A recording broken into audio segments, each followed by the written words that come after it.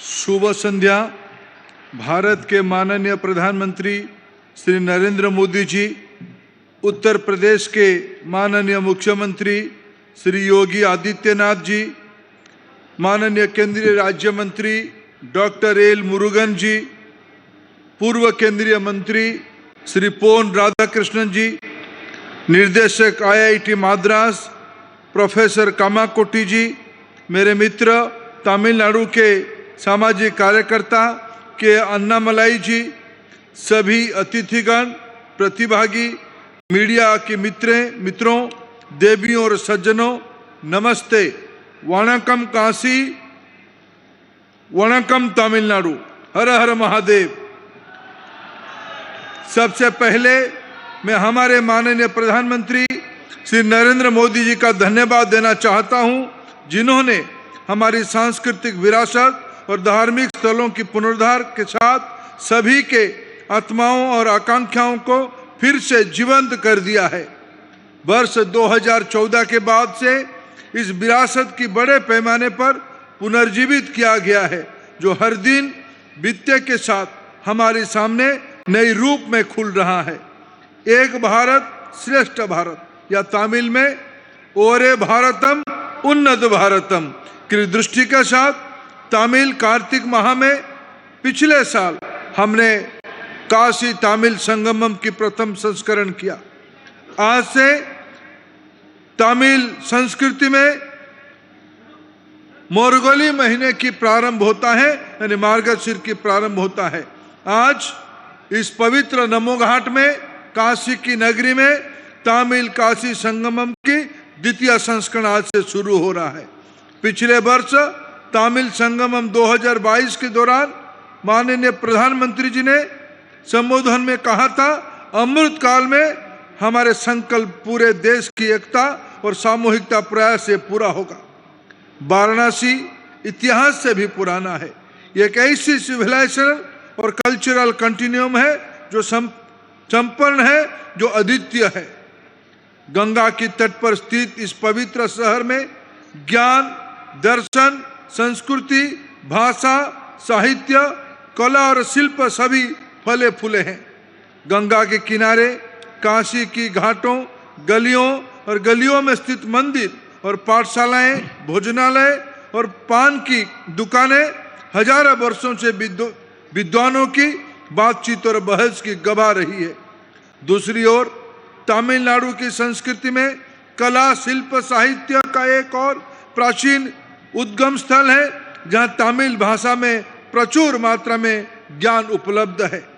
जैसा कि माननीय प्रधानमंत्री जी ने कहा है, हमारी सीना गर्व से चौड़ा होना चाहिए कि तमिल दुनिया की सबसे पुरानी भाषा है।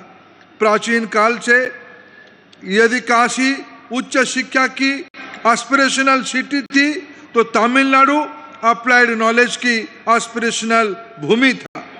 निकट और दूर से ज्ञान चाहने वाले लोग काशी आते थे और प्रयागराज, अयोध्या, गोरखपुर जैसे स्थान में इंटरनल रूप में नॉलेज हब के रूप में जुड़े हुए थे।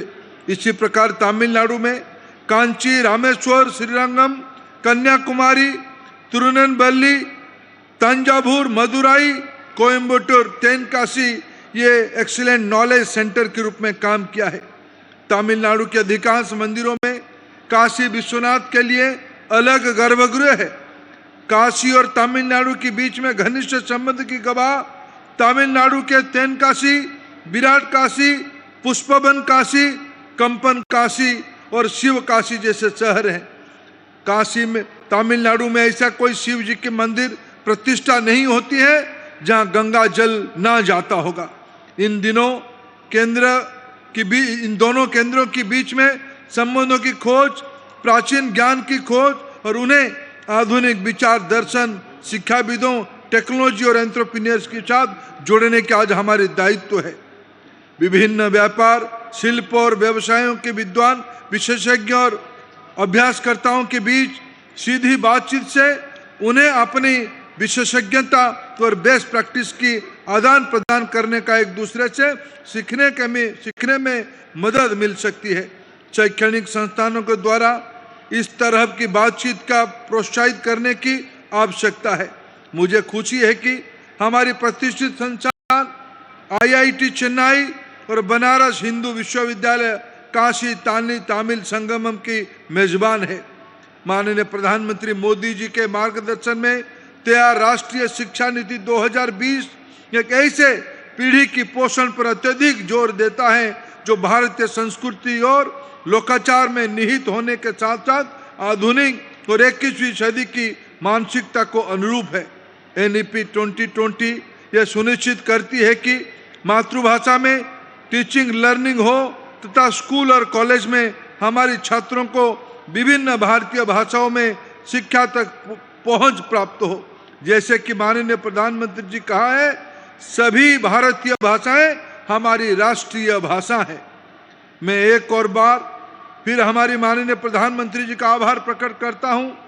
उन्होंने अपना बहुमूल्य समय दिया और हमने हमारी देश की नई ऊर्जा और एकता की भावना के साथ फिर से जीवंत किया तथा इस महान राष्ट्र की ज्ञान, संस्कृति और विविधता की सेलिब्रेट करने का अवसर प्रदान किया। आइए 21वीं सदी में विकसित भारत के संकल्प को साथ आगे बढ़े। मैं प्रत्येक प्रतिभागियों को काशी की पवित्र भूमि पर एक यादगार प्रवास की कामना करता हूं, जहां हर सांस आत्मा को जागरूक करती है। धन्यवाद। हर हर महादेव।